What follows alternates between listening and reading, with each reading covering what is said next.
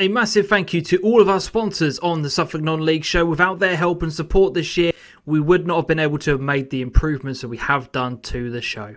Other than sponsoring one of our local sides, Grunsborough in the SIL, GBS are a family-run construction company in Ipswich operating nationwide with over 30 years experience in fire protection, diamond drilling, commercial building, health and safety and asbestos removal. Starling and Lock, a self-employed electrician since 1989 offering domestic work and certificates for people buying and selling houses, an NIC EIC member based in the Stowmarket, Suffolk area. All of the branding that you see on the Suffolk Non-League show comes from these guys at Matchday Marketing. They are a sports marketing and branding company helping enhance the image and profile of grassroots football and non-league clubs at a very low cost, utilising over 20 plus years in the game. All of the merchandise that is available with the Suffolk Non-League show has come from these guys at Your Shirts. They offer eye-catching, professional-looking garments for your business, team, club or organisation. They offer a range of printing methods to cover all individual costs. Doesn't matter if it's text, images or anything else that you require to look unique and stand out from the competition. These guys are creating our website and they can do the same for you. Clabber Creative are an agency based in Framlingham, Suffolk, offering fully managed football club websites. They are about giving your club a professional look, feel and ongoing support to maintain the site. Alpha Surveys, providing topographical and measured building surveys throughout East Anglia. If you are in need of quality surveys on any home improvements, contact Alpha Surveys on Instagram. Links for all of these companies will be in the description below. Go and check them out and tell them that DeeJam has sent you. Hello everybody, welcome along to the Suffolk Non-League show. We are live once again. It is Monday night. I am James, here's Adam. At one point, this show was not happening. We are both under the weather, so apologies for any sniffs and coughs and anything that may happen during the show. We are both feeling absolutely terrible, but with the news that broke this afternoon, we could not miss tonight's show. So I hope you're all doing well. We want you guys to get involved in the show. I'm going to be putting a link for tonight's show in the chat right now. If you want to come on and give your opinion about anything that we talk about tonight, click on the link. We will bring you onto the show because we want to get as many viewers involved as we possibly can tonight. But before we go any further with all of that, Adam, how are you? How are you feeling? Because it's been a bit touch and go throughout the whole day, hasn't it? For both of us, let's be fair. I think I'd resigned myself yesterday to the fact that this wasn't going to happen. And then at 4 o'clock, I had to change my mind because we can't not discuss what we're discussing tonight. And we'd also kind of committed ourselves over the weekend a little bit as well. So to a few things that have cropped up. There's lots going on. Let's see it through. Let's get it done. And hopefully we can get a few people involved, invite a friend on, share the link with your mates. And this is probably, by my measure, the biggest news day we've had probably in 6 months. Oh, God, yeah, 100%. Link is in the chat now, guys. If you want to come on tonight's show, just copy and paste it. As I said, all you need is a camera or a microphone, whatever you want to do. If you just want to comment, that is absolutely fine. If you want to come on the show, though, if you want to be seen on screen and give your thoughts, click that link. Come on the show. Would love to have you all on. But yes, so we've got Irva's in the building straight away. Evening, mate. Hope you're doing all right. Matchday Marketing's here. Good evening. Slim's in the building, as is Ben. Hi, mate. Hope you're doing well. You're going to want to stick around, Ben, for later on. I can't reveal much more than that, but you definitely are going to want to stick around. Trust me on that one, mate. Don't be jumping to any other shows. Stick here. Michael Crowther's here. Good evening, lads. James Bluefield, good evening. Yes. Yeah, you know. James has been putting up with me for the last couple of nights, croaking at him whilst we've been playing various online games. And the other night, he just keeps calling me COVID boy. So I haven't got COVID, but have a cough, and that's all you get blamed for these days. Is there? Connor's here. Ryan is here as well. Man up, get on with it. Well, we are. We just wanted to give you a bit of a heads up, mate. That's all. We just wanted to let you know that if you hear anything, you know why. Maverick is here as well. The podcast is going to be dreadful listening this week. Yeah. Evening, says Alex. Evening. Matchday Marketing doing another kit concept giveaway. Go. Love that. Straight away, first person in. I didn't even need to read it out. Maverick UK says Ipswich Athletic. Do your thing, mate. Do your thing. We didn't even have a chance to even read that out. Brilliant. Adam Potter, evening gents, wishing you both a speedy recovery. #manflu. Yeah, I think it's either that or hate people, mate. I've been firmly told it's nothing of the sort of flu. It is a cold. Right. That's what I've been told. I've also been told to stay well away from the missus in case I give it to her. So yeah. Evening, lads. Will this week's match last week's viewing figures with a winky face and spreads? Hopefully, especially with the news that's just come out this evening. My God, it should be interesting. Evening, Jen says Ben. Ben has also put what has Barnard said this time? Nothing, to be honest. We're just giving you a heads up, mate. Try telling Mike how to play COD. I'm not really sure what that's a reference to. It's all about Rocket League, Connor. Good evening, says Stephen. I thought tonight's show was null and void. Nearly was. Nearly was. That's the closest thing to null and void we could have got. Yeah, definitely. I know there's loads more of you pouring in. Again, if you want to come on the show tonight, copy and paste the link that is in the chats on YouTube, Facebook, Twitter, and on Twitch. Copy it. Get involved in tonight's show. Come on, give your thoughts and opinions. As we always do, before we jump too much into tonight's show, just want to say a absolutely massive thank you, as we always do, to all of our Ko-fi members. If you want to make a one-off donation towards the channel, you can do so by going to kofi.com/the Suffolk Non-League Show. That is now from as little as £1, and you do not have to have a PayPal account if you want to put something towards the show.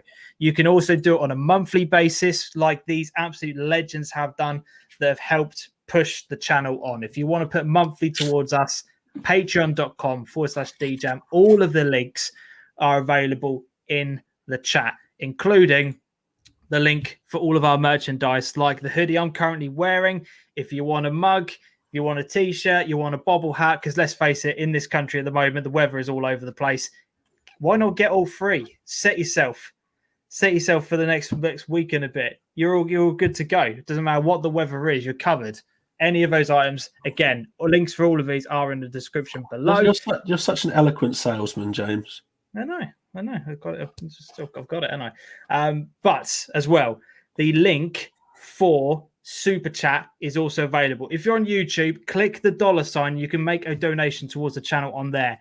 But what is really good about a Super Chat is that whatever comment you put in the Super Chat, I have to read out. So if you've got a thought, an opinion, or just anything you want me to say, make a Super Chat donation and it has to be read out. You guys have absolutely pummeled me in that first episode with stuff that you wanted me to say. So if you've got anything you want to get off your chest, you know what to do. Super Chat donations would be massively appreciated.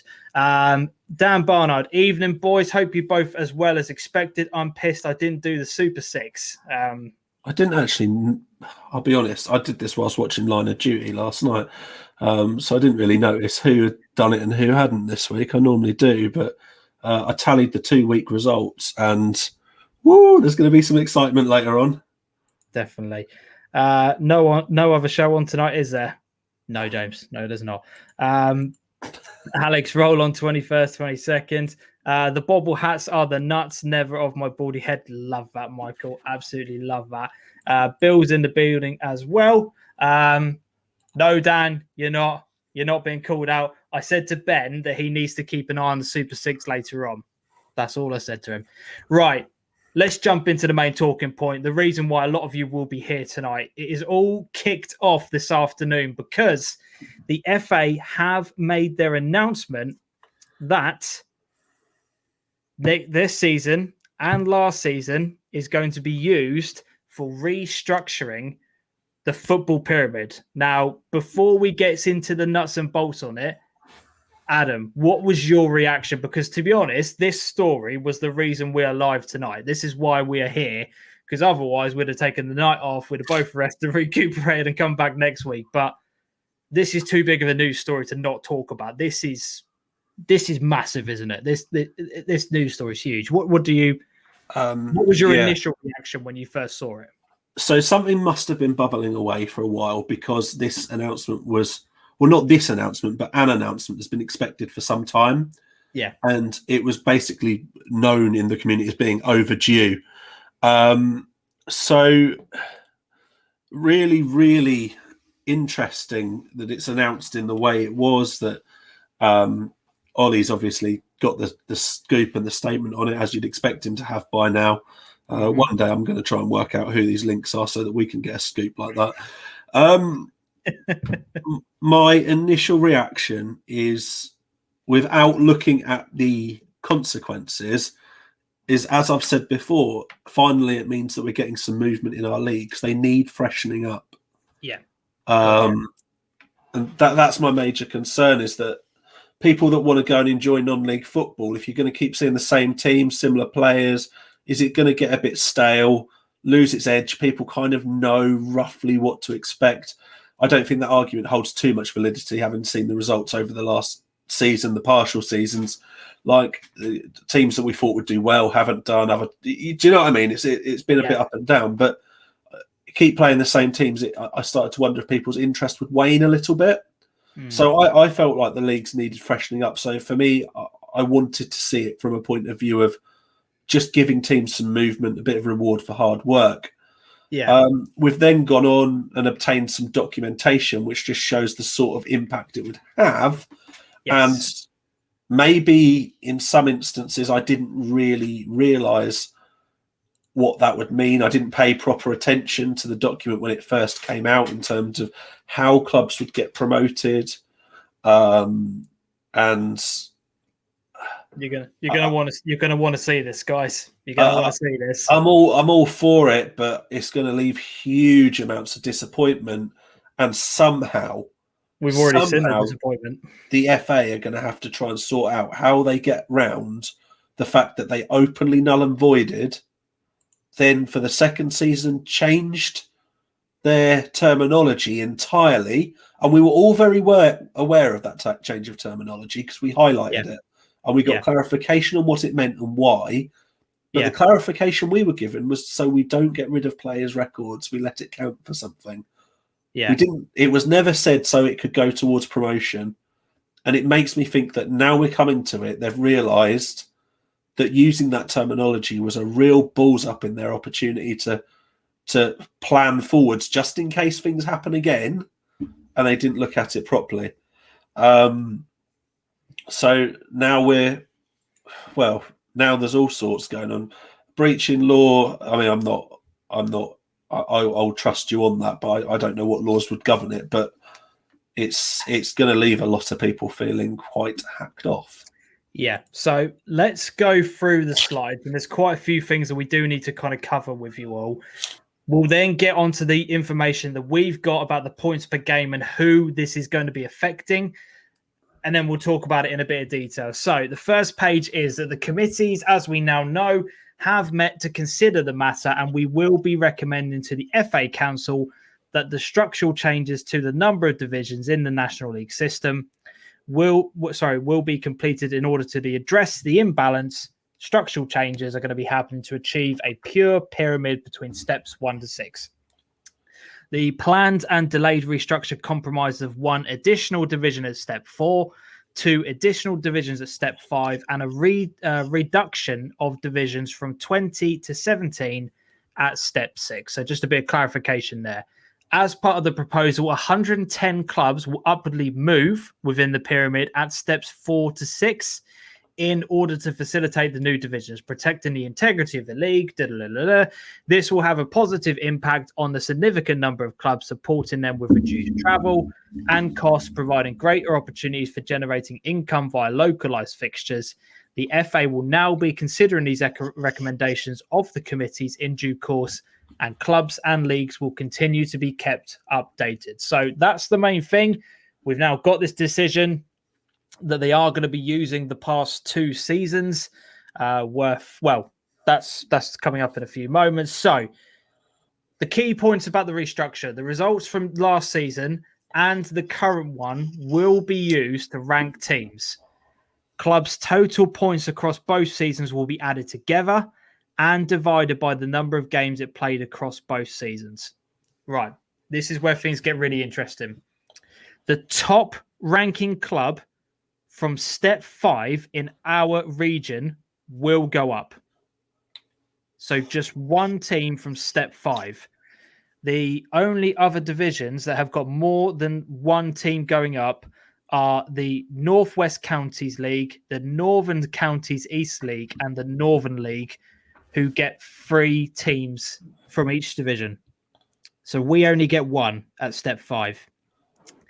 The top 3 ranked teams at step 6 will be considered eligible to moving up to step 5. So we've got 3 teams getting promoted at step 6. However, this is really important. It will now not be mandatory for any club which is eligible to move upwards. Whereas previously, if you didn't want to go up, you were going to be relegated. Now it's not going to be mandatory, which I think is a really, really crucial point. They've now changed that wording and the ruling on that. If they decide not to, the next best ranked club will be invited to go up. So there is that.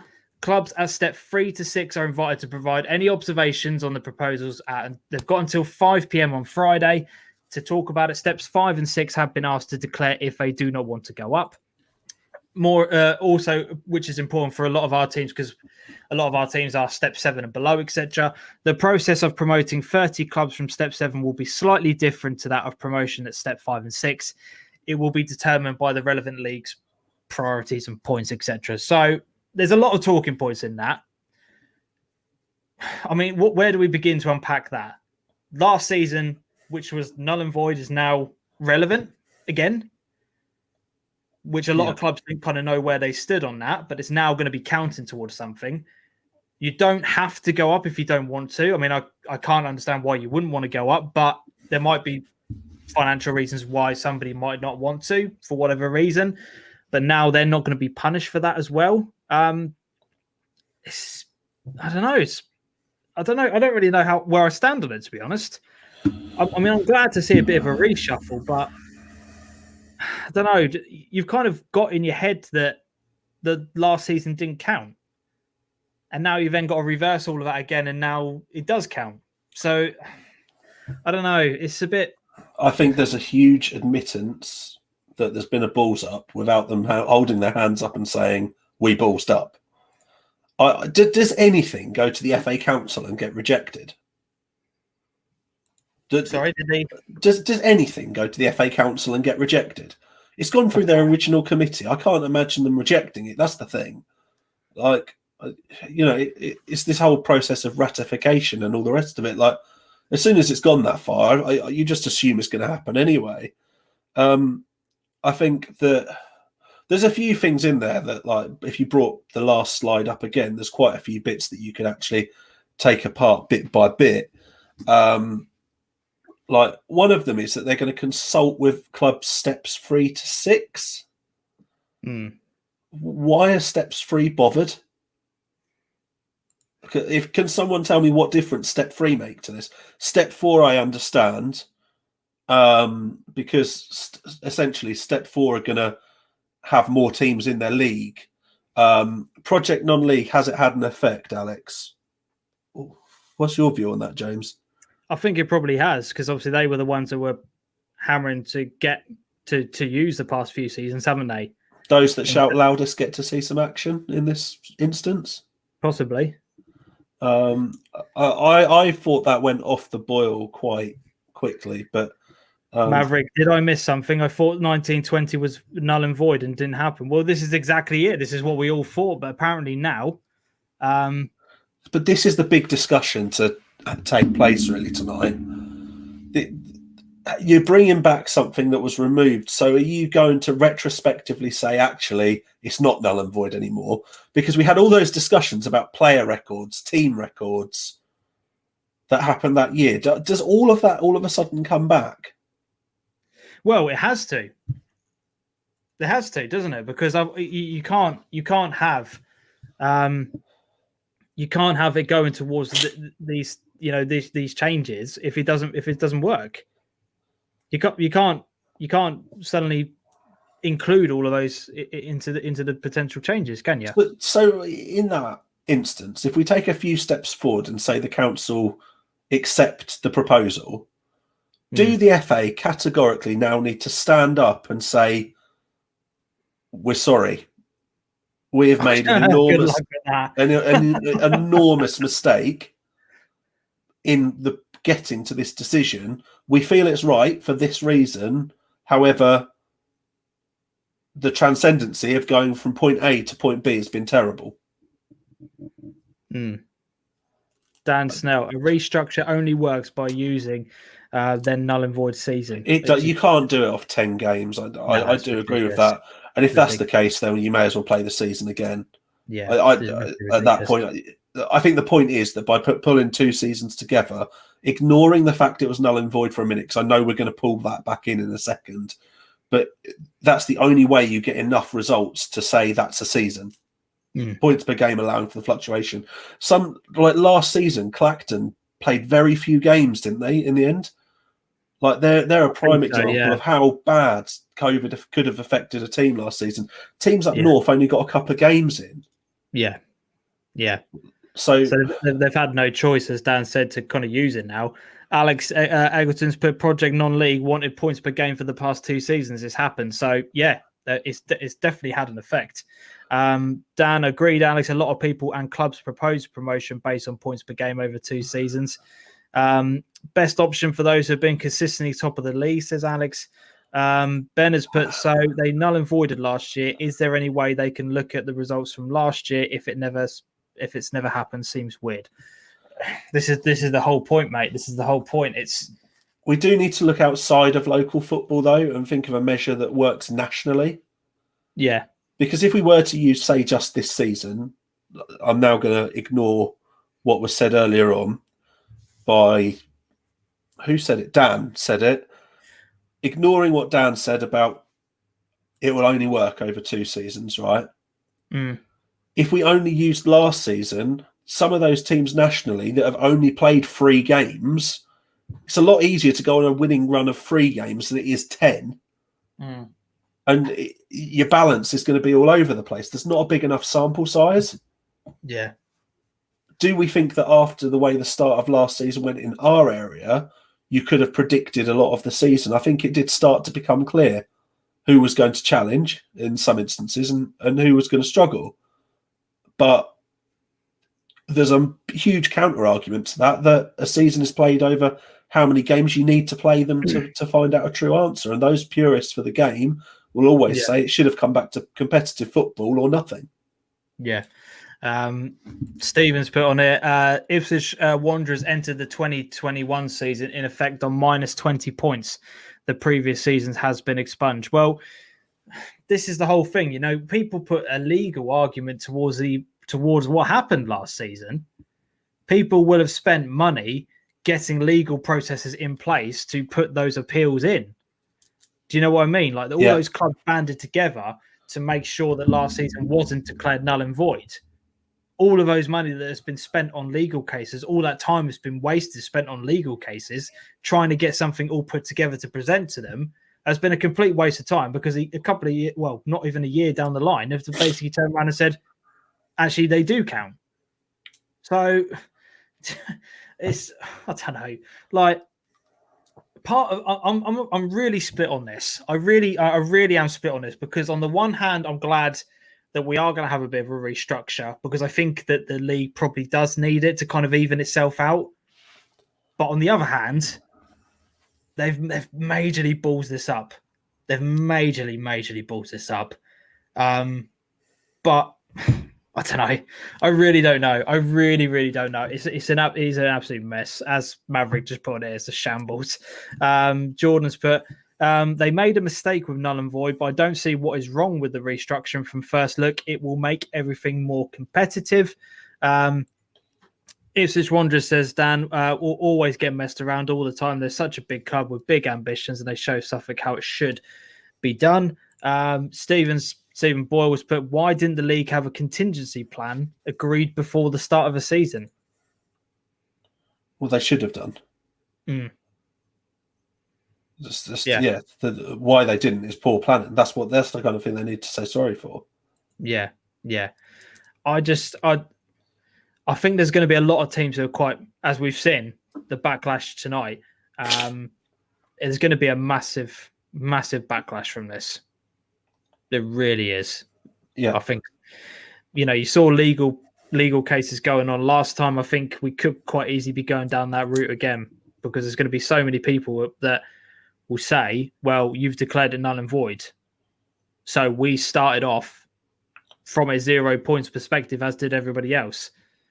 And now you're turning around and saying that is now in effect. I don't know. I'm sure there'll be some loopholes that the FA can kind of work themselves between, and It's the same though with that legal thing. You have a legal case going one way, and then you've got a counter case that could go the other way. But you're fighting the FA. Yeah, this is the thing. I don't know how they'll work their way through that, but I can completely get why people will be annoyed on it. But what are the alternative answers? Let's have a look at it that way. If we're working off a null and void season and the other season isn't enough, what are the alternatives? Now that we've actually had a proper proposition put through, now what do people feel the alternatives are? Christ, what are the alternatives are that you try and complete the rest of this current season moving forward, if you potentially wanted to do it that way. But I think everyone's quite keen to start again from August in some way, shape or form, whether or not it's under the current league structures or whether or not it's under these proposed changes. I think everyone just wants to start again rather than playing this season for a third time around. Yeah. I don't know. It's just, as Michael's put on here, every club has got their own opinion, all depending on how your team performed during the season was null and void. Stowe were running away with the league, 15 points clear. So is that fair? So who's going where and when? We'll get onto that in a second, Dev. Alex has put, some will be annoyed and some won't. Dan, you can't do a restructure without using the null and void season. There was always going to be winners and losers. Stephen, same as the women's game restructure. Ben, think about Jersey Bulls. They pretty much won their league, and I don't think they got promoted. Hashtag United will also feel that they should have gone up as well. Jersey Bulls is a really interesting one because they had one promotion. Yeah. They had actually got promoted they couldn't be caught. Yeah. And then they still lost out. And then they opted not to play at all in the most recent season, I believe. So I don't know how that would affect them on a points per game basis. Yeah, Dan Snell will probably know more than I will regarding what they did, because I know we've spoken before regarding it. Yeah, definitely. Shall we bring up the graphic that we've got for the points per game? Shall we bring up on the screen here? So bear with me 2 seconds, guys. I'm going to bring up what we've got. Now, this might be a bit hard to see. I'm going to try and zoom in on this because so this is the situation for step 5 at our level, right? So you can quite clearly see on here that over the course of the 2 seasons, it has worked out what the points per game is for each team at step 5. So we now know that only one team from step 5 is going to be going up under the current proposal that has been put forward. That team is Stowmarket. Over the past 2 seasons, combining both records, combining both points per game, it's Stowmarket. And if for whatever reason Stowe don't want to go up, the next team will be Norwich United. So Wroxham, who are 10 in 10 from this season, won't go up. Now, obviously, there are no relegations obviously under this current proposal and current changes, etc. So for the rest of the division, it doesn't make a huge amount of difference. But I mean, from a Wroxham's perspective, 10 wins out of 10, and they miss out by 0.11. That's well, I mean, if Stowe don't want to go up, that's but that's by the by. So yeah. The thing is, I think on a points per game calculation, I think 0.2 is actually quite significant in terms of the way it works out. I actually think that's a greater jump than you realise. Yeah. Because you're working out 3 points divided by the number of games in total is actually just a fraction of it. Yeah. So yeah, that's genuinely to be honest, Steve, when you're in the situation where you're in yourself, when you disagree with it so much, it does actually take quite a lot to also praise the opposite side of it as well. So yeah, respect for that from my point of view, because it's a tough one. So Jersey were unbeaten in the null and void season, so we'll go up. Dan does know all. I don't think anyone can say that. Look, yeah, I agree. Stowe, over the course of the 2 seasons, look at the record here. 27 wins, 8 draws, and not a single loss. I mean, that's incredible. Like, I think it's frustrating that only one team goes up. I think this is the frustrating thing moving forward, with the fact that you've got 3 teams at the level below going up, but only 1 at this level. But can I come in on that one as well? Go for it. Norwich United, they haven't lost. Like Stowe haven't lost in over 2 years, but Norwich United themselves haven't lost in over a year. From what I know, I'm not sure on Wroxham, but that's an incredible statistic on its own to then not gain some sort of promotion under this circumstance. So there's going to be a lot of sympathy for these teams. It's going to be very competitive, the top of this league, when it does come back. Yeah. There'll be a bit of player movement in and out of different clubs, but it's a real. It's going to be a tough one to take. Wroxham are going to feel so aggrieved because of what they did last season. 100%. But then again, there's some very, very silly conversations flying around on Twitter that I've been involved in this afternoon. So someone literally claiming that you could have basically faked COVID to not play as many games and had the foresight that there would be a restructure taking place and therefore use your points per game from the previous season to gain promotion. I mean, let's not be daft when we're thinking about it. Take it on face value. No one was faking COVID to not play. Yeah. Well, there's a couple of speculative things where people didn't want a game, but not on a consistent level. Well, that's the thing, as far as we were all concerned, last season is irrelevant. Do you know what I mean? That's what we've all been going into this season thinking, that last season is null and void. The terminology is changing from this time around because of what could potentially happen, and we don't know whether or not there is going to be the restructure or whatever the case may be. But as far as we were concerned, the moment is declared null and void, the records are all scrapped. The goal scorers, the people who've done well, teams at the top of the tables, all of that stuff is all. That's it. It's done. That was what we were going into this season feeling. So, for clubs like Wroxham and for Norwich United, who have started off this season completely unbeaten, they are going to feel massively, massively aggrieved. And I get it. I do. Like I said, part of me is happy there is a restructure, but I mean, Christ, you're never gonna please. You're never gonna please everyone, are you? That's this is the problem. Ryan has just come into the conversation saying, "I've missed it. Are they trying to end the season on points per game? Combined points per game, Ryan? They're looking at." So what? Yeah, basically what they've decided is that last season's null and void is no longer null and void. They're going to be using that with this season's, adding up the overall points, dividing it by the games, and doing it on a points per game basis to restructure non-league football. That's the long and short of it, mate.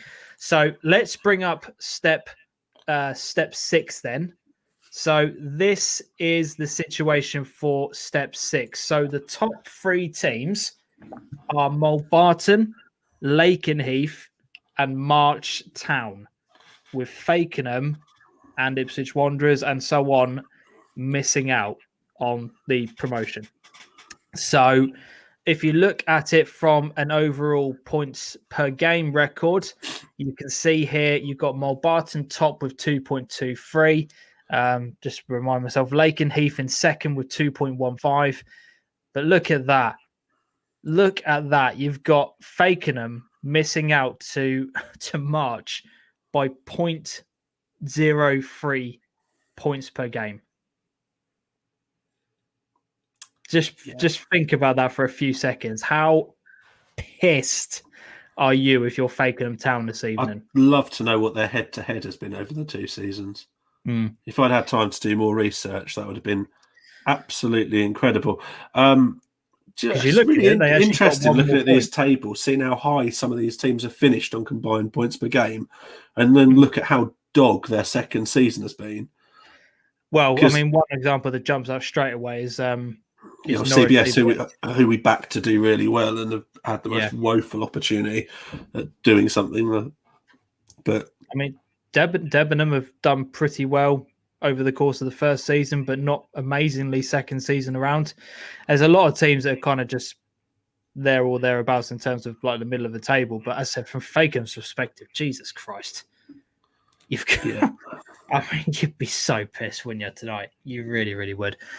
Step 3 and above, Ryan, it's no changes. No changes from step 3 at all. There's no changes, step 3 and 4.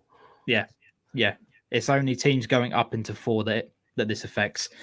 Alex, 4 places off Europe. Love that. Absolutely love that. That's brilliant. Love that. I'll tell you what, let's bring Alex into the chat. He's clicked the link. He wants to come on and give his opinion tonight. Welcome to the show, my man. How are you doing? Yeah, not too bad. Not too bad. Good man. You've been typing a couple of thoughts away in the private chat. What do you make about it? To me, it's like the FA are playing kind of Mystic Meg, really. It's I don't get. Obviously, it's a shame for some of the local teams that are going to miss out on it. Great to see that Stowmarket are going to benefit from it, but it's Mystic Meg. How can you? You look at the start of some of the teams have had, and they've had terrific starts. How can you guess that either they're going to carry on with that, or they might not carry on with that? I don't agree with it. If you're gonna null and void both seasons, go into next season. I know it's going to disappoint a lot of sides, but then everyone's in that same situation instead of the likes of Fakenham of just missing out and Ipswich Wanderers just missing out. I don't agree with it. It's not football, is it? It's fantasy football.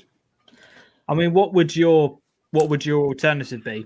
What would you be doing in this situation if you were in control of it? Would you be just saying, because obviously they are very keen to push through this restructure, aren't they? They were annoyed at what happened last season because that was their opportunity to do it. I just feel like they couldn't have another season of nothing's changed, we're doing it all over again, and the restructure is not going to happen. I just think that they weren't prepared to let that happen. So, I mean, what? It's what you said earlier. It's difficult because you're not going to please everyone. You're not going to please every side in there. I don't know. As I say, it's a difficult question. You could do it where maybe they should have carried on last season, if you know what I mean, because obviously there's more games played last season and then carried that on into this season. But it's all a prediction. Everything's a prediction because we didn't know that we were going to go back into lockdown. We didn't know that it was all going to happen again. You're having to predict everything. So you can kind of see where they're coming from and you can kind of see that they're in a difficult position. But I would have tried to somehow carry on last season into this season. If you know, because obviously we played a lot more last season than we have this. But the other thing is it's going to affect players as well, because the players that were playing for that club the season before may have gone because of the way this season was going, or they might have had to go somewhere else because they needed more football or whatever. Well, we've seen at Stowmarket, haven't we? We've already got a cut. I think Seb Dunbar recently left the club. Seb Dunbar's gone to play a higher league football. I mean, come on, like you're talking about. In my opinion, he's probably the best left back for several steps. Oh yeah, locally, Seb Dunbar, my lord, is an absolute legend, but that's not the point. He's left before this decision's been made. So but he's gone to to play higher level because Stowmarket have not got to that high level where they're now getting to that high level, would he have stayed? Exactly my point. We just don't know. We don't know. So at Maverick, if you postpone games and got a higher point per game, then you get promoted. Well, potentially, yeah. Dan, if you're faking them, aren't you thinking the league is ours to win next season? I suppose that is the alternative way of looking at it. Yes, they're going to be a bit peed off to miss out, but there is potentially that. Completely neutral on them. Fakenham would have been promoted last season and this season. So Stephen on there. Michael, would Norwich United and Wroxham seriously deny Stowe being promoted? Sometimes shit happens. On this occasion, we got the result we deserved. Just say, Right. Norwich and Wroxham don't get a say. They do not get a say. If it goes on points per game, if this all starts to go through, it's down to Stowmarket. If Stowmarket say we don't want to go up, then it goes to the next team. No, but I think what he's saying is that if they were asked, would they deny Stowe? Would they say Stowe don't deserve it? I think that's the heart of Michael's question. I don't think anyone thinks. You go on Twitter and then Wroxham fans are saying we were 10 in 10 last season. We deserve it. Yeah. So, yeah, they would. Norwich United, they're quite happy to say we're unbeaten in a year, but Stowe have gone very under the radar in the fact they're unbeaten in 2. Mm. And people love to hate teams that do well. And I get it as well. Like, all right, I'm a Stowe fan. I'm not going to sit here and deny that side of it. But as a non-league fan, if you see teams that are investing and doing stuff, you get that little bit of jealousy in like non-league and stuff anyway. And you want to take them on. You want to take them out. You naturally want to beat them big boys. You want every game's a cup final against them. Like if you can beat them, that's a scalp. That's something that you can take away from it. So people want to find a reason for them not to go up so they can beat them at their own game and beat them to it. They absolutely love it. If you've got someone there, they're almost pushing their team to try and beat Stowe to it because there's an accolade. But you want to beat them on the pitch, though. You don't want to beat them this way. It's beating them mentally. I don't think some people care, mate. Well, I think from Wroxham's perspective and from Norwich United's perspective, and from so many different teams, not just in East Anglia, but from teams all over the country now, they'll be looking at this tonight and going, "You have made last season null and void. Yeah, you decided that. You have now decided that last season does count." And what we've done this season now potentially doesn't matter because when you do combine it, there are going to be a lot of teams like we've just seen on the step 5 that are going to be completely messed over by this. So whilst there was, as I said, the legal side of things from what happened at the end of last season, potentially you could see that all happening again. And, from a legal perspective, when you've completely written something off and now you're saying that it's okay again, See, I don't know where you stand. Can you pull a few of Shane's comments through? I know he's commented through Twitter, so they're just the guys on YouTube can't see them, but some of these are quite valid in terms of the argument that we're having. So restructuring should have been announced in advance of season, not after. Then next season should define the restructuring. He's put managers and players need certainty now as player negotiations have already started. So that pulls on what Alex had said. Yeah. And he's also put Mulbarton and Lake and Heath deserve to, as have been building over the past seasons, not just last year. Yeah. So I think the biggest issue is if you would have said to people at the start of the season, we said it was null and void, but COVID still looks uncertain as to what's going to happen. We may have to use a combined thing if we can't complete the season. Everyone's going to go, okay, then we know what we're working with. Yeah. If you pull that trick when everyone's played and they've said no more competitive fixtures, you're done. You can do some friendlies if you want, but no fans can come in. Everyone will look at it differently. And you will always pull on what you were told at the start of the season. That was the basis of your competition. I've said to you, James, many times, I bet you there's teams in that league that went into last season and maybe got rid of a few players that were on some money, decided not to invest and thought we're just going to let the people that want to do it get away with it and just let them get out of the league, not try as much, only to now be done because they could have actually maybe got in on a combined points per game because the previous season now does mean something. Yeah. You could have selectively invested. Yeah. Yeah. Am I right in saying that you said earlier that there is no relegation? Not under No the relegation. restructuring. No, they can't do it. So how are they going to replace, obviously, the teams with the lower league going up? Next season, the leagues will look different to what we've been used to for some time. It'll filter back into place in 2 years' time, I should imagine. Right, because obviously you're losing teams. If anyone else knows any more on what the plan was for the structure, if they want to come on and talk about it, because that's my understanding. I don't know if it's correct. I think I've got something up on here. So let me just try and read through this. So we've got, 20 clubs will move up from step 5 to step 4. 60 clubs will move from step 6 upwards. There's a whole load of different factors into it. There was something on here, or whether or not it was this next slide, I can't remember. But I did see something about the number of teams being allowed into certain divisions. I know that step 6 is going from 20 to 16, I think it is. So there's only going to be 16 teams. We may as well start playing each other 3 times. It's almost a Scottish league. That's a lot less. So there are a number of changes that are going to be taking place. I'd need to do some digging on that, or maybe Dan will know. Our non-league guru, Dan, put it in the comment section, my man. Let's get a few more of your comments up on the screen here. I don't. Just to confirm early doors, I don't think Wisbech St Mary I don't think it will get all the way down to them with people declining promotion. And if it does, I'm not even sure if they take it. I mean, look at that combined goal difference; it's absolutely beautiful. Like poor old boys.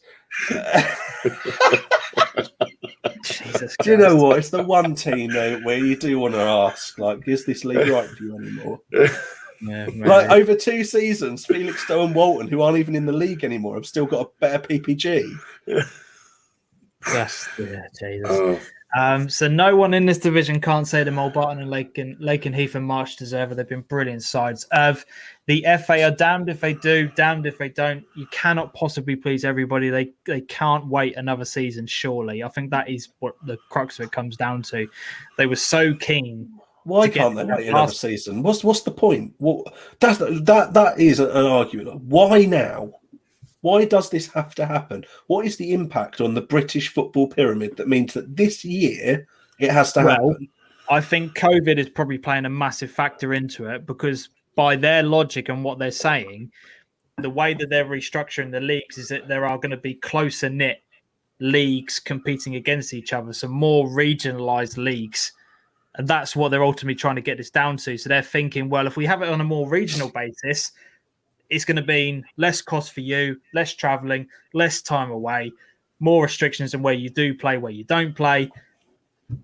With everything that's been going on over the last year, we're going to be saving you guys a bunch of money.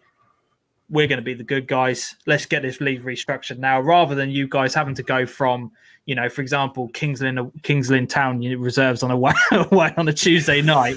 Wait, do you know what I mean? Like there is. Yeah, but does that benefit? I don't know if that benefits anyone at step 5 in our area.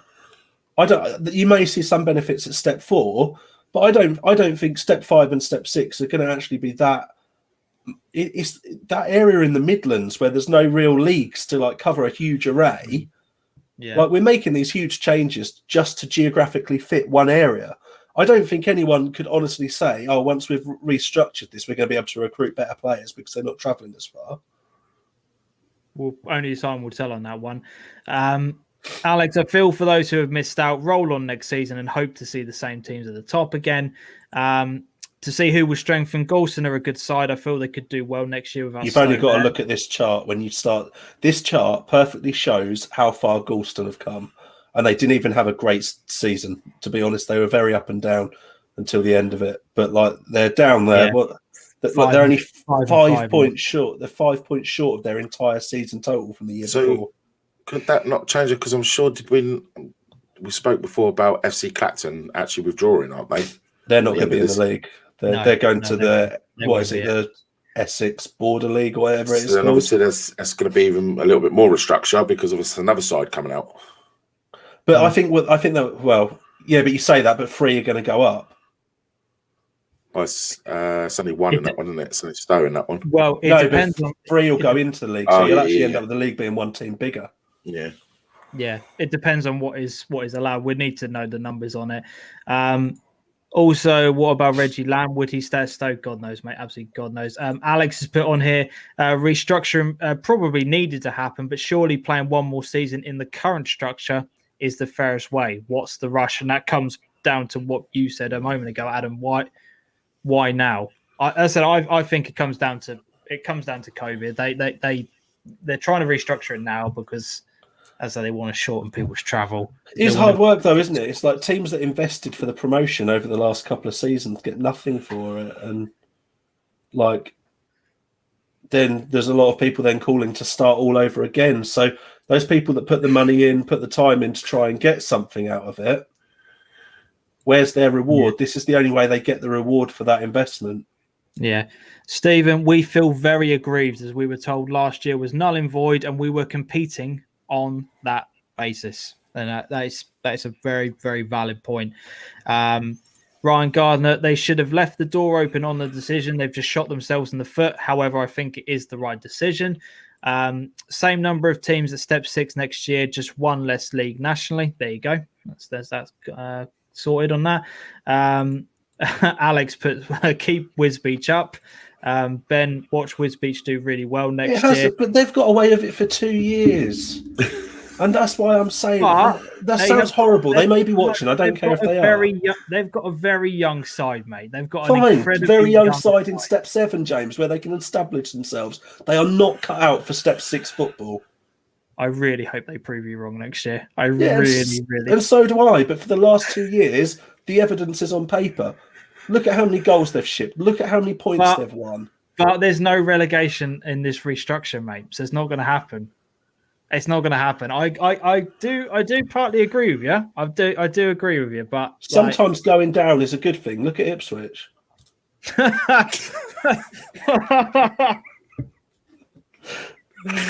we really have to bring them into the conversation? I'll be accused of being smug again. I just wanted a professional example. Come on. Sometimes no one's going to want to stick it for the actual good of the club. No one is going to want to stick at a club that is getting battered every single week, ending up with a goal difference of minus 100 each season, or whatever the stupid thing ends up being. It is ridiculous. Give them a break and let them see if it would be beneficial to build from the division below.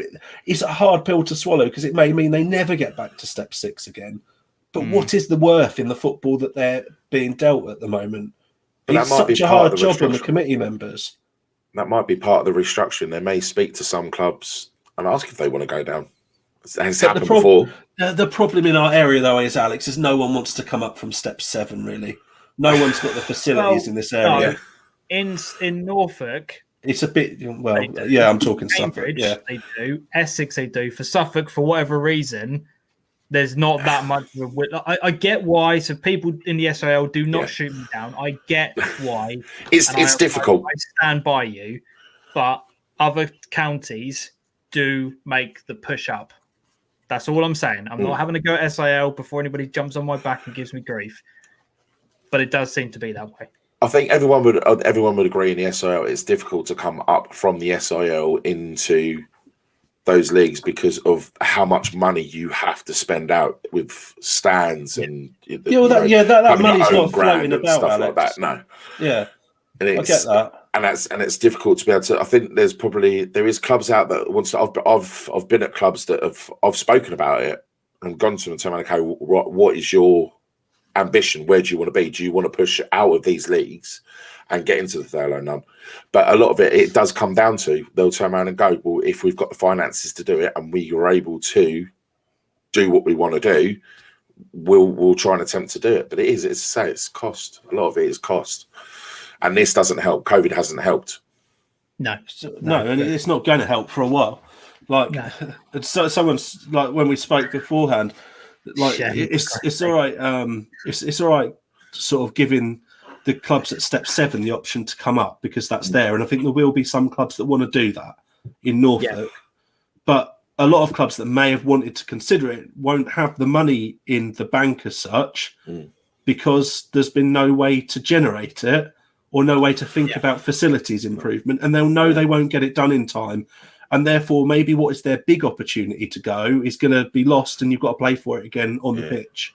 And maybe some people are going to argue, well, they'll have to earn it the proper way then. Maybe. Shem, FA should do another survey. Jesus Christ, let's not go down that route again.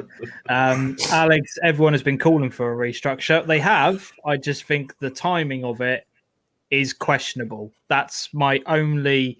And it's just the way that they went about things last season. That's the only sort of grey area I have on it. But I'm all for a restructure, to be honest. I think I didn't really want another season the way it was. But I'm really annoyed in a way that they've said this is going to happen. Now it's going to the council and it's all got out before then. I think fans need to be told, is it happening or not? Well, as I said, clubs do have until Friday if they want to submit any feedback on it. I mean, what that feedback will do, I have no idea. But I get there's such a closed club.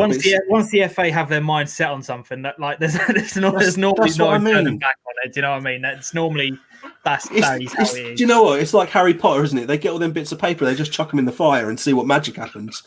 And like eventually one goes purple, and they're like, "Yeah, well, that's the idea we should have taken," but it's already burnt up, so we won't listen to it anyway, and we'll sign it all off. Jesus Christ, mate. We know what films you've been watching over lockdown period. Oh no, it's just they set on the council with a sorting hat, I reckon. But who knows? Dear me, Shane. Well, Shane's going deep in. I mean, I don't think anyone from Wisbeach watches, but I'd be more than welcome to have them on. Yeah, definitely.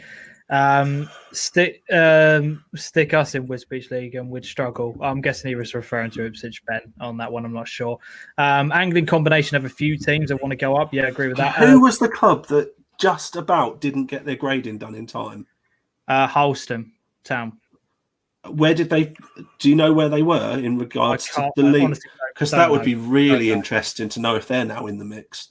Because they were absolutely livid about it, weren't they, that year? Yeah, I think so. I know they're up to it. If anyone's got, I know there's a few in the chat that know Norfolk football a heck of a lot better than we do. So if anyone can find that info up, I'd be really interested. So Wisbeach could be bottom again next season and stay up. Furlough None 1 can have a maximum of 20 clubs. So if there's 19, there can be 2 clubs promoted from step 7 for them to be relegated. Absolute joke. Honestly, know when your time is up. Dan's playing for Wisbeach next season. There you go. Hot off the press. Top 4 in the SIL would survive. Yeah, no one's denying that the SIL clubs on pitch can 100% compete with the Furlough None. Like I think some of the SIL clubs can compete in the Prem. It's not. You've said they'd become. You'd said a couple of them would be comfortable top half sides before. It's not the playability that's the question. You look at you look at those teams that we talk about. I'm guessing Cranes would have been one of them that would have been in there. Henley would have been one of them that would have been in there. Yeah. Who else you got? Bennell, Howsworth. Yeah. Would be in the mix as well. You've got two teams. Old Newton, Trimley. Yeah. You've got they all could have done a job, couldn't they?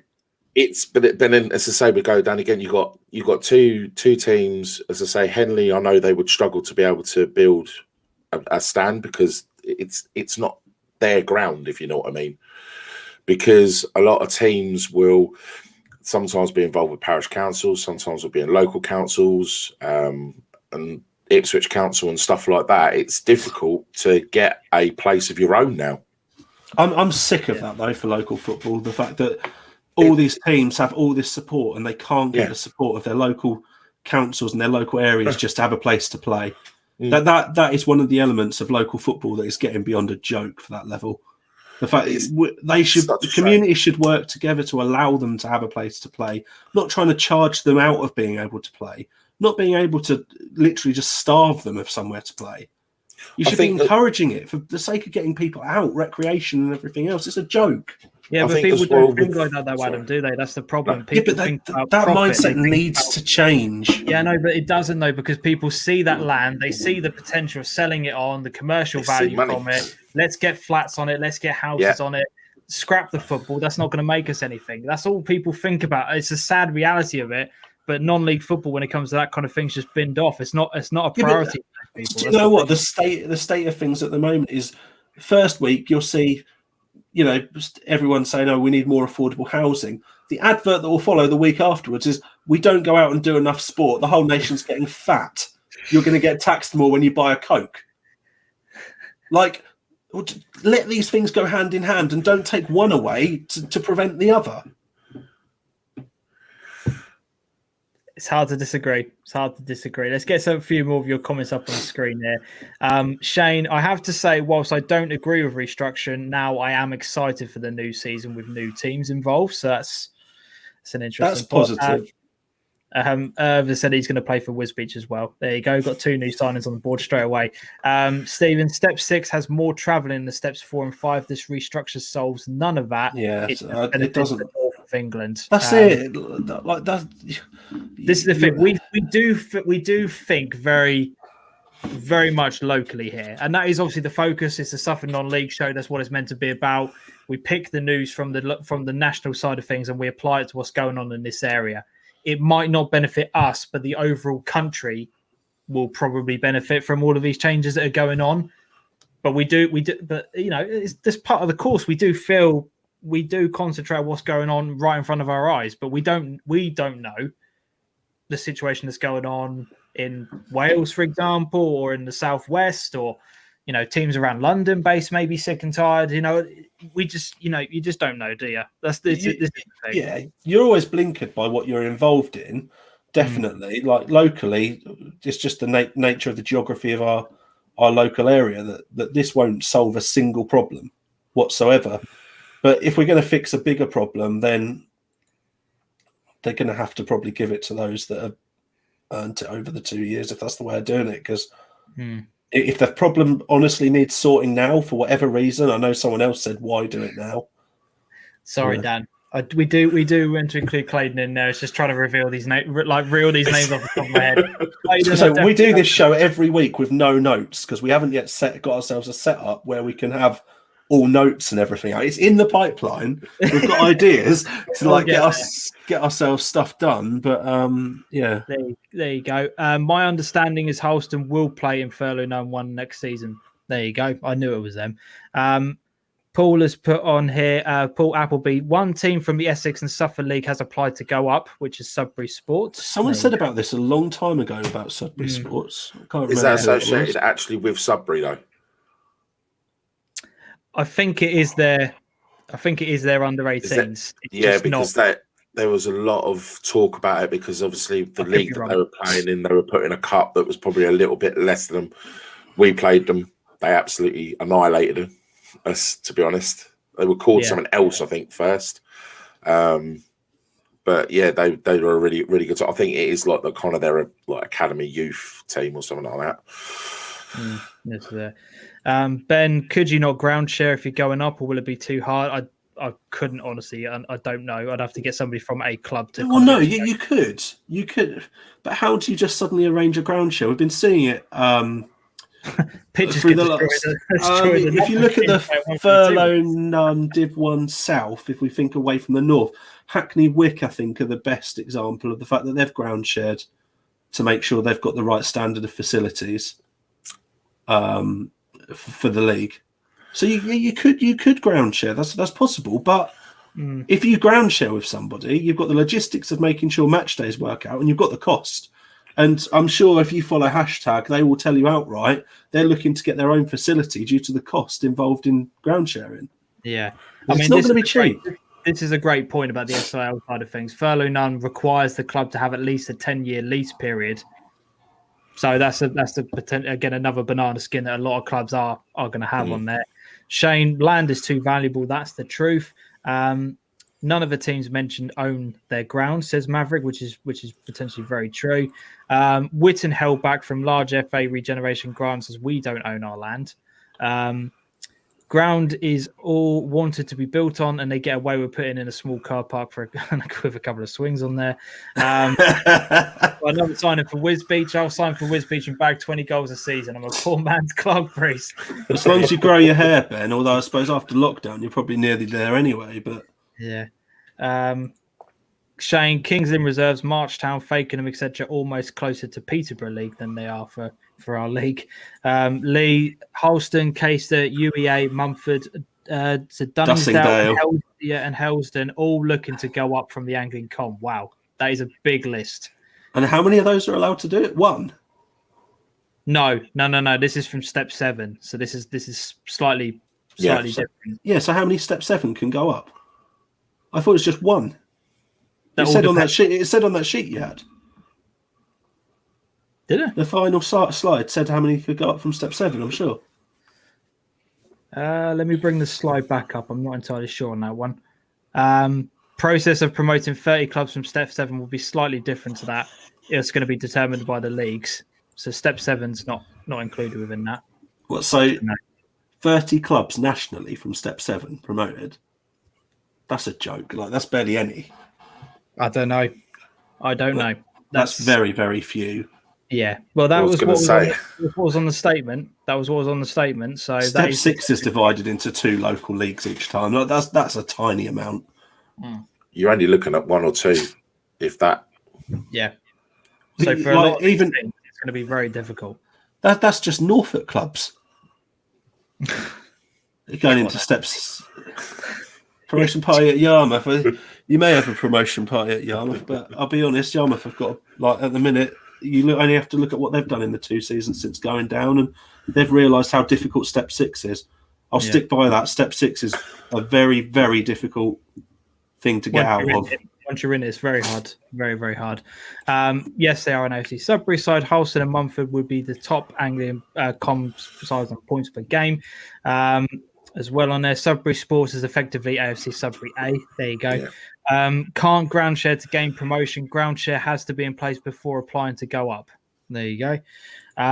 Possibly Woodbridge and Melton could ground share in a few years' time. 1 per season from any Step 7 league. There you go. There's your answer right away on it. I think 4 will go up, Adam, to our league as well. So loads of comments in. Absolutely loads of comments in. I mean, it's going to be a very, very interesting next few weeks, potentially months, to see how this kind of all unravels, because we've got till Friday for clubs to make their decision and submit any feedback in. The legal side of it, if clubs decide to go down that route, is then going to take a little bit of time on top of that. We're then going to find out who has applied, who hasn't applied, who is actually going to go up. There's going to be lots of twists and turns to this. We need to kind of see over the next few weeks how it all pans out. But yeah, really, really interesting times. Like I said, it's just, for me, it's just I don't even think the timing of it. I just think the fact that they've kind of gone back on what they've said, which for the FA is very, very rare for them to kind of reverse any sort of major decision that they've ever done. That's where I'm a bit off with it, but I don't know. I think as well with a lot of the clubs, as I say, where they've got that in their head that it's done and dusted. You know, we're trying to prepare for next season now, and you're trying to prepare for next season, and then you kind of have this spanner thrown in the works, and you're like, well, actually, hold on, it's going to be a little bit different, especially with the players that are probably the teams that are going out and looking to speak to players and get them to come to the side, or as what Shane Taman said before, some teams have already started negotiating with players, like with contracts and stuff like that. That's all going to have to change. Yeah, the decision needs to come quickly. I do agree. You know. Yeah, 100%. Jamie's put on here, Leiston, Needham, Whitton, Bramford, Walsham, Framlingham and Debenham have all come up from the SIL in the past 25 years. But is that all in the last 25 years? That's not many clubs for 25 years worth of promotions. I don't know. Like, obviously, I'm not. Like, and it sounds a bit blasé to say, is that all? Like, those clubs have done well and they're established. Like, some clubs have done extremely well. But Yeah. in the last 25 years, are those all the clubs that we can put our name on that have been able to meet the grading and do it? You have to start questioning whether or not the grading's for the good of the game, but you have to start questioning what more you can do. Woodbridge. Just quickly, Maverick, have you put your email address in there because you want to come on the show? Just reply yes into the chat, because if you have, I'll send you the link right now so we can get you on, mate. Just reply yes or no. Yeah, definitely. Go on, Alex.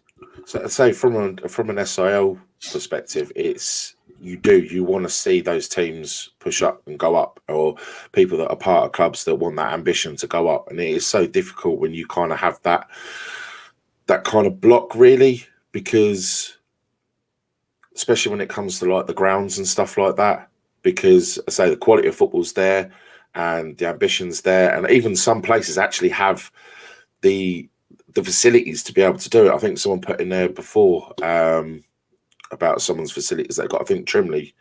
Yeah. Someone said about the facilities there, and they will have the support there and stuff like that. And it's a shame that people are not trying to push through and not trying to get up there, or can't get help to do it, because it benefit everyone. It'd benefit the league as well.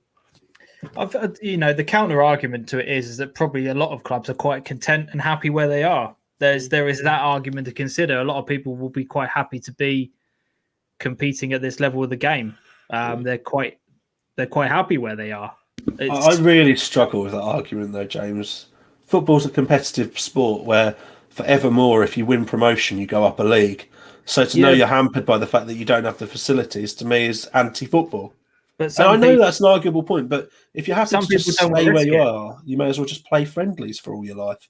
Yeah, but there isn't competition there. Some people don't want to risk taking that next step and then completely messing the finances of the club over, and then in 2 or 3 years' time they end up folding. A lot of people shows how fragile and broken the game is. It's got to be done right. It has to be done right. Same with anything, and people may disagree with me or not, but unfortunately, football has now become a business. Yeah, football is a business, even at the level that people play and manage at the moment. It has become a business, and to go into that level of football, you've got to prepare properly. You've got to make sure you can't have Dave from down the pub looking after your finances. You've got to have someone in there that know what they're doing, because I don't know if Dave down the pub's an accountant, that's all right. But it's a broken business if it makes you afraid to compete in the way that you should, and that's what it highlights at the end of the day. Is that the levels of money required are unaffordable for the most successful teams in the division below. It's real silliness. I think I know Whitton had trouble getting promoted. I can't remember when it was. Someone will know when it was, but it was once again they didn't have enough seating areas. I think they'd won the league and weren't able to be promoted because they didn't have enough seated area.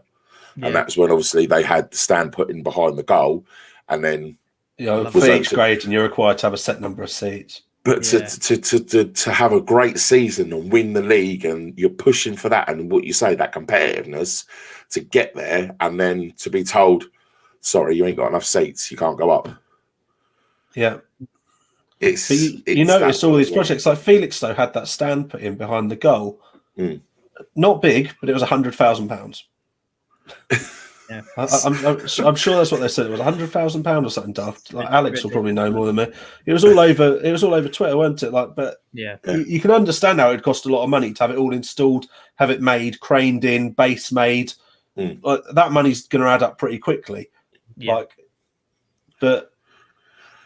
you got to think. So with that seated stand, if SIL clubs are looking at that, where that's going to be astronomical amount of money to be able to do it. Yeah. Then it is such a shame. Such a shame, because there is so many great clubs out there that probably should be higher. Yeah, definitely. I'll tell you what, guys, I am going to bring on Matchday Marketing's kit concept. Do you want to see this for Ipswich Athletic? I want to get your reaction to this as well, Alex. This is absolutely incredible, by the way. Wait for it. Oh, Oh, Look at that. Love a Look fade. at that. That is mega. Look Love at a that. fade. could actually look at that all night, to be honest. That is absolutely beautiful. Yeah, absolutely incredible. I like that is nice. That sponsor look good in the middle, don't it, James? It does.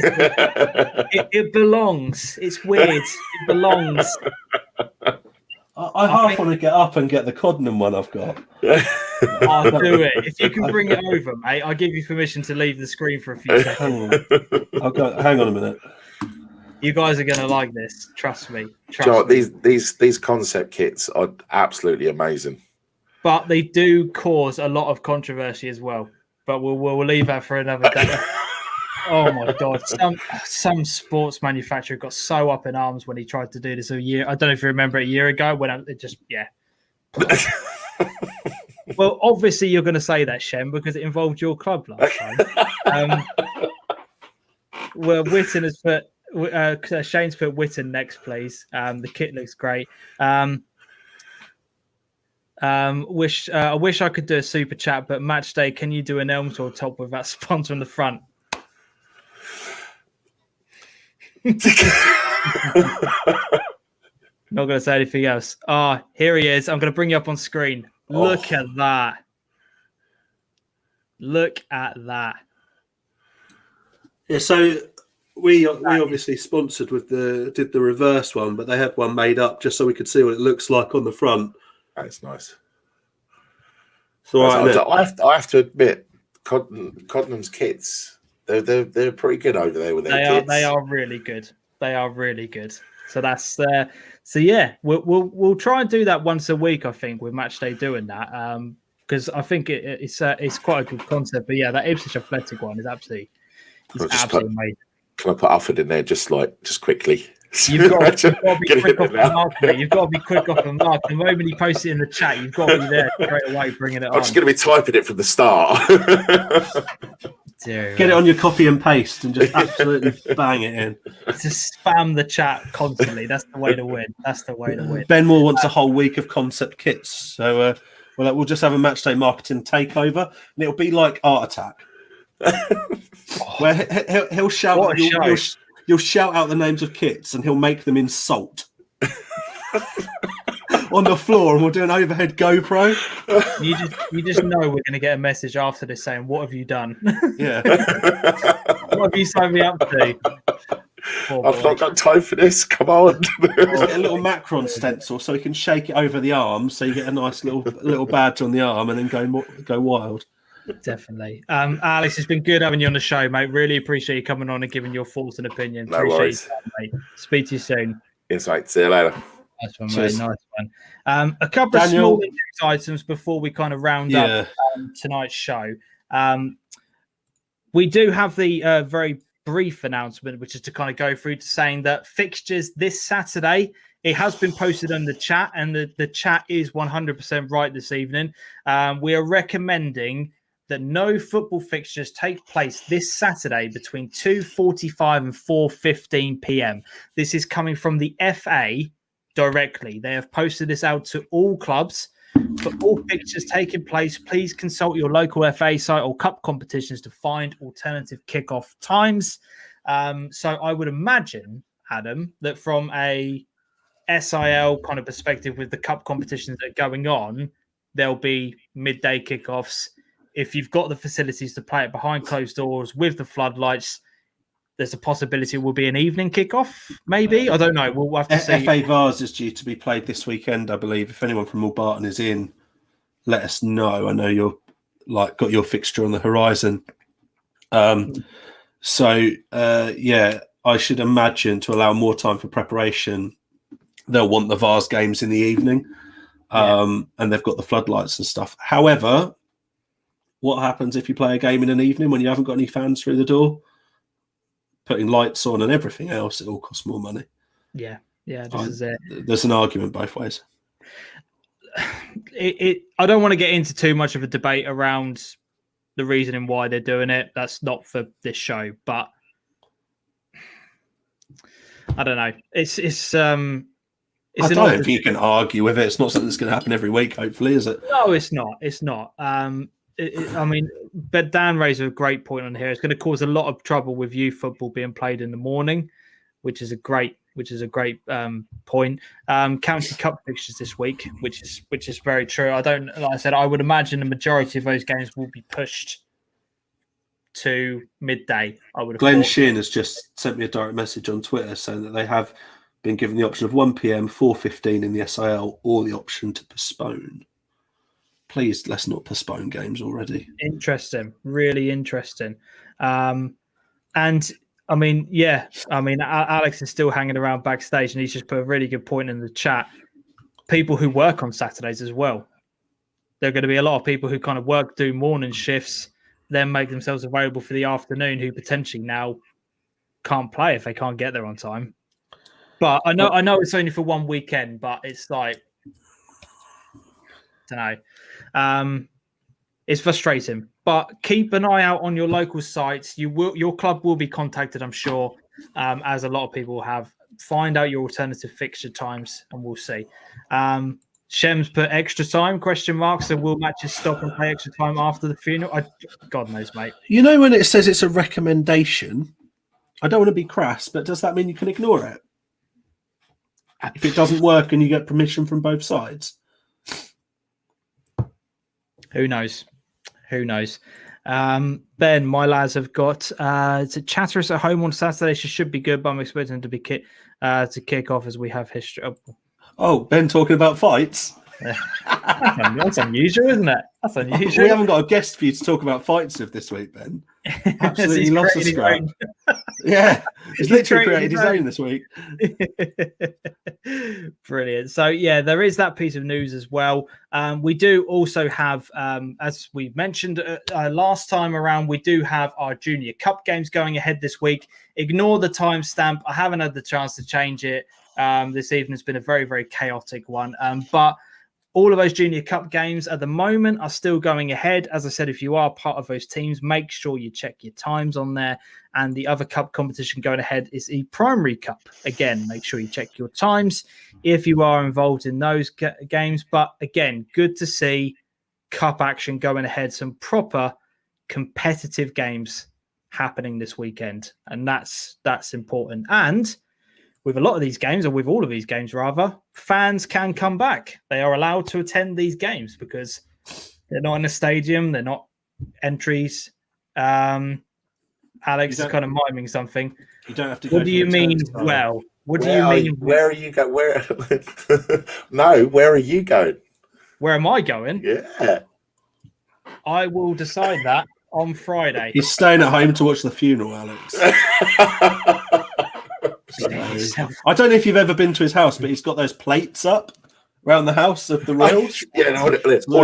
Yeah, he's got the whole lot. He's completed it, mate. So, unfortunately, that's where James is going to be.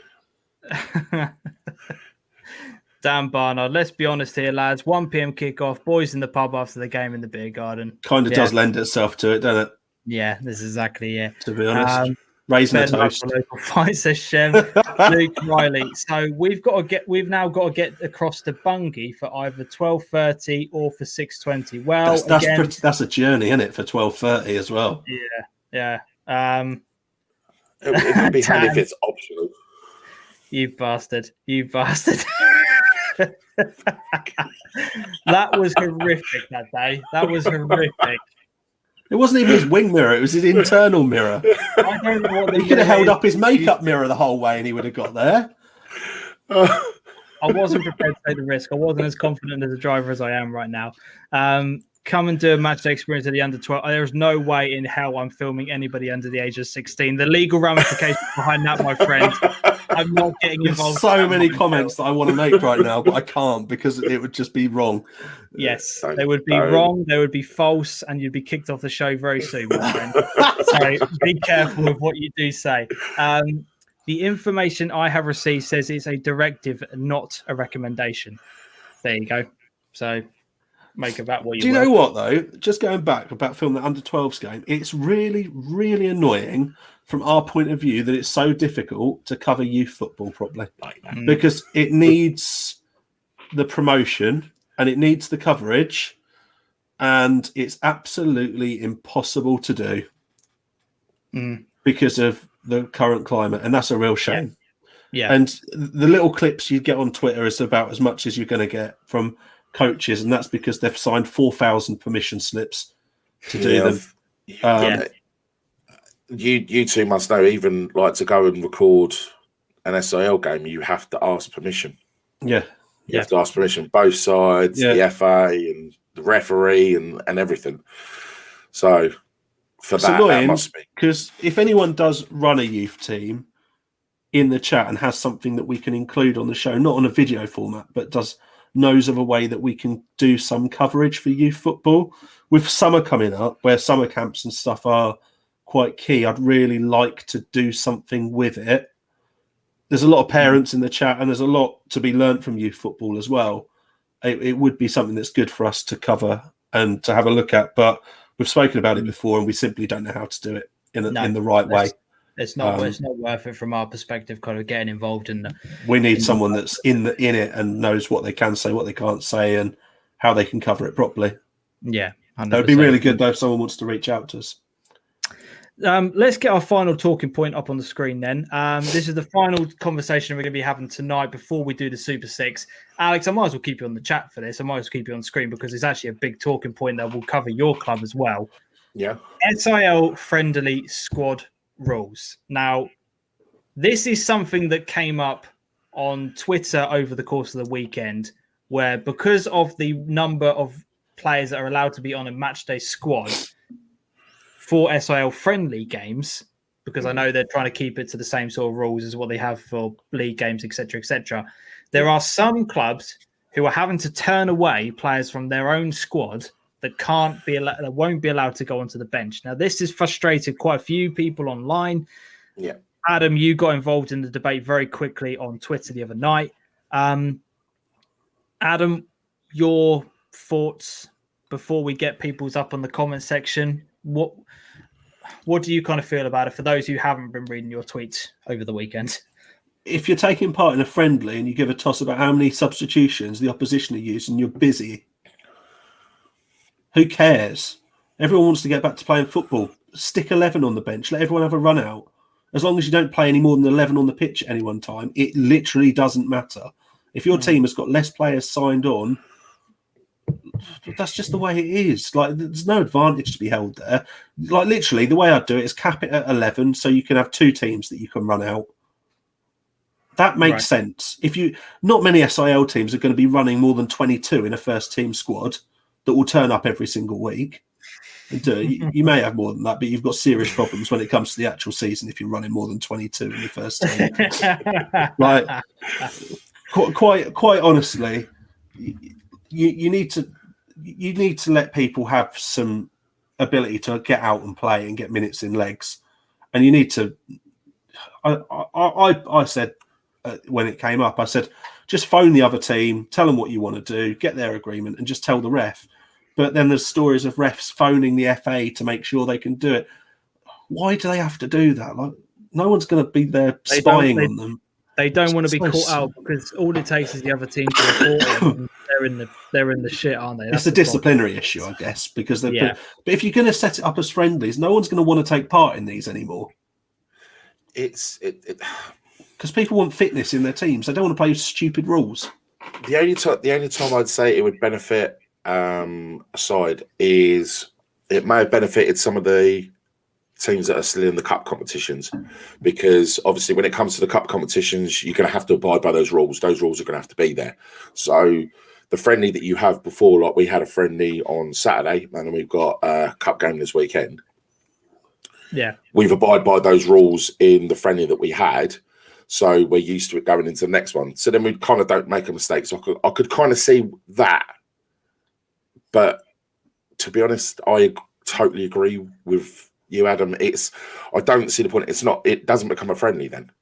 Yeah. So and then you're having to turn players away and then those players are starting in the back of the head going, well, why is he turning me away? You know, does he not want me here next season? Am I not going to be? And then they start thinking, well, do I really want to be at the club? It is only registered players that can play Maverick, but it's capped at 5 subs. Yeah. Yeah. And that's the problem that I've got. Why cap it at 5 subs? It seems really pointless. We've had 3 friendlies. One obviously, which was arranged by the league, and then we had a friendly with Woodbridge Reserves, and we had a friendly with Wickham Market.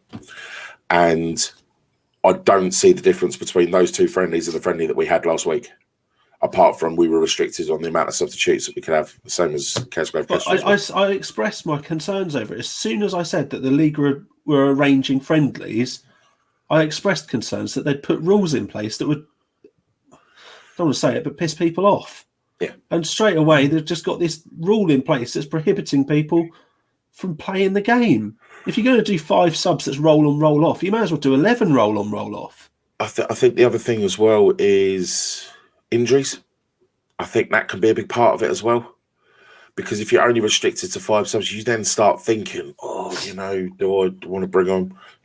Do you know what I mean? It puts that element of doubt in your head as a manager, and then obviously if someone does get injured, it could affect them for next season. It's especially where people haven't been playing football. I know there's a lot of people that have been keeping themselves fit and stuff like that. There's a lot of people that haven't, though, Alex. Yeah, and there is a lot of people that haven't. Yeah. but it's the thing, and I don't think the FA's kind of thought of it. I know that but I just don't see the point in it. I don't, because the disciplinaries, I'm sure they put I don't know if they put a tweet out about disciplinaries and how disciplinaries work. Well, you can register it all again now. It's all been sorted out. Irv's comment here: you can't play anyone that's suspended either. But it's not. But it's not a friendly. Then it's. I get if someone gets sent off for serious foul play, like if they're intentionally trying to hurt someone, or they are going over the top with the ref and the way they're speaking to the ref and they're shouting at the ref and stuff like that. Those type of things. If it's a red card and stuff, I get that being put through to the FA, and I would agree with that. But everything else, I don't see how it benefits. No. It doesn't benefit either club. It doesn't benefit the FA either. It's not for the good of the game. That's all I'm worried about. Yeah. These friendlies are for the good of the game, getting people back on the grass. Let's not leave somebody out.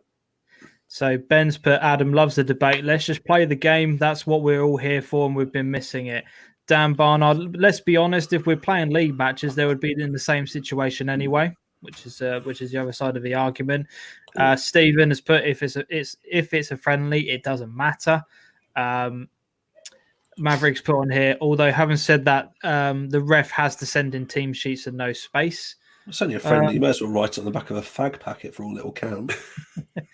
Dan said, do you agree or disagree with the booking system then with yellow and red cards in friendlies? I think you've kind of already answered that, Alex, on there, haven't you, really? Yeah.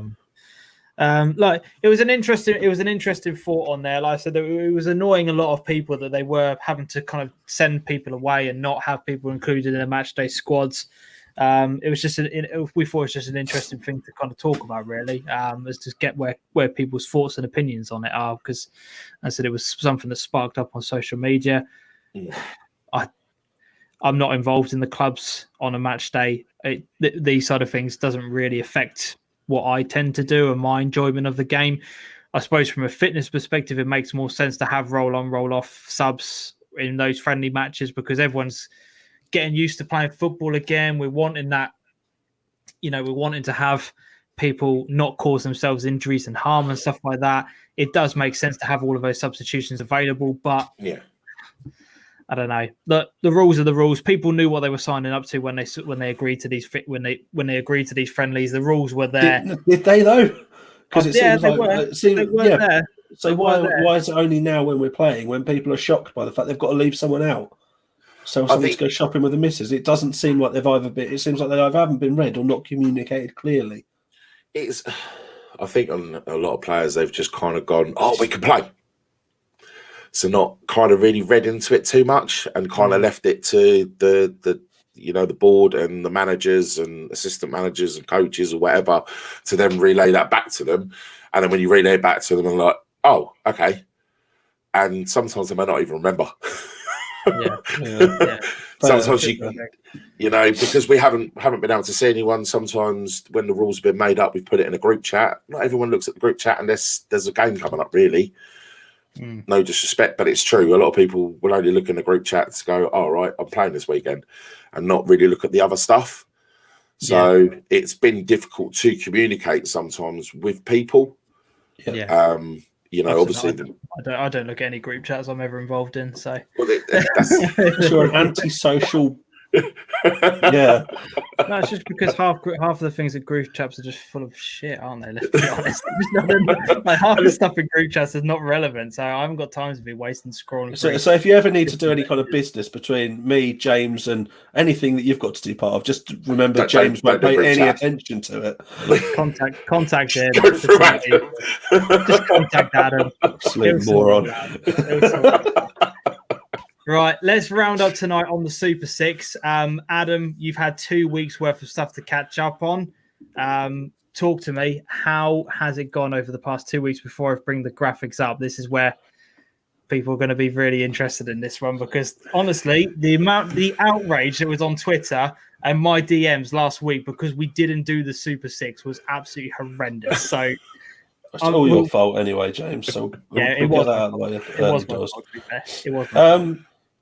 First off, like last week, people did pretty well. To be fair, this week was the strangest set of results ever. In terms of Ipswich playing another team that's relatively rubbish and still getting a 0-0. Then Norwich only winning 1-0. I think people expected a bit more from them. Then there was the absolute collapse at Colchester. Yeah, so there was loads of results that were really unpredictable. Cambridge lost as well, didn't they? Yes. Yeah. And Crawley drew, I think Crawley drew with Southend as well. It is all really unpredictable stuff. I mean, as things are going, Kings Lynn lost. I think that was just about predictable. Well, if you don't do it when you first see the link, then there's still new people absolutely pouring into the Super Six, by the way. So the competition is strong. But then we had someone that did it the first week and got 11 points. Sean Talman, literally the highest score I've probably ever seen. Forgot to do it the next week, didn't you, mate? So that's all gone to waste. So you were well in for a prize this month just after that 1 week score. So you've got a bit of making up to do. 11 points is ridiculous considering what the limit is. So bring up the table and we'll see. There's going to be some excitable people in the chat. So let's bring up the monthly one so far. So at the moment, level on points is Ben and Andy over the 2 weeks. Look at that. Sean's 11 and nothing for week 2. All you had to do is just make a couple of predictions, mate. You'd be top. Literally. You'd only have to get a couple of results right. Literally, a Norwich win, which everyone would have gone with, and you'd be top. You'd be laughing, mate. So I don't know if Ben Moore is still in here or not. I haven't seen him comment for a few minutes, but he'll be happy to be top, I should imagine. He's been trying to knock at the door for a while. There he is. Andy Peary again. He's been going pretty consistently for some time. But yeah, it's good to see some new names again up on that top scoring chart. Dan, you're literally just outside this. So yeah, really, really interesting. But you'll notice there. Brilliant, Dan. Brilliant. You're only a couple of points off it, mate. I think you got 9 points. That's mad. Yeah, if you look, the sevens, that was, I think that was the highest we saw this week. Yeah. With the sevens. So you've got good performances there from Mark Gutteridge and Connor Field this week. So here is then the overall league table for the entire of the competition. So, Christ, I'm now on the third. Jesus Christ. You're living the magical 69 points, James. I don't think I've come off 75 for about 3 weeks now. You did get a big 0 last week. I hope my dad's not in the chat, but I'd be quite happy if I finished on the 69.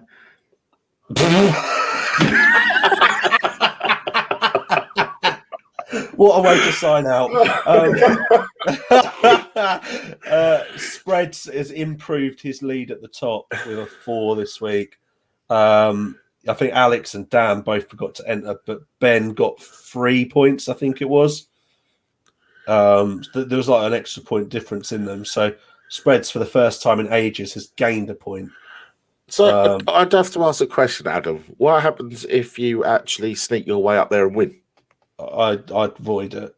I'd probably delete my name. So hang on, just to make it clear, would you null and void it, and then when we're halfway through next season, would you then make yourself the winner?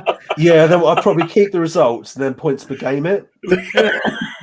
But I'd have to send it to the ratification council before it came to the final decision. So just wait and see. I won't be deleting the spreadsheet because it's got about 5,000 columns of results on it. Can you imagine trying to work out the points per game on this? Jesus Christ! I've got a formula, so I can do it. I've already sorted it. Bloody hell, man! That's horrific. Yeah, I'm getting really good on Excel since I was doing my last job, and so I've started to get really interested in it all, and it's meant I can get a lot quicker at calculating all of this, which is a good thing. But yeah, there's been some really like solid scoring over the last few weeks from a few people, which has moved them up. Tony Stone, I think, has persistently been doing really well. So disappointed in myself. I still remember James wanting to finish top 20.